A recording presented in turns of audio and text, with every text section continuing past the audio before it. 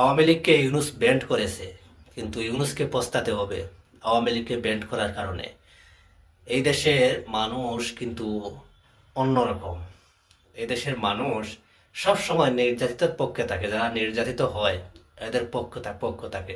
যখন 5 আগস্টের আগ পর্যন্ত ছাত্ররা এবার এমনভাবে বলেছে, তখন সাধারণ মানুষ মনে করছে যে ওরা নির্যাতিত, ওরা মরতেছে, ওদেরকে গুলি করা হচ্ছে, যেভাবেই হোক।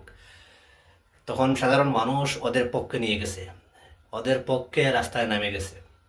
কিন্তু এখন মানুষ বুঝতে পারতেছে ওরা কি করেছে এবং কিভাবে ওরা এটা করে শেখ হাসিনাকে সরিয়ে ওরা নিজেরাই ক্ষমতায় চলে আসলো এবং নিজেরাই সব কিছু করলো, লেখাপড়া ছেড়ে ছেড়ে সব ছেড়ে।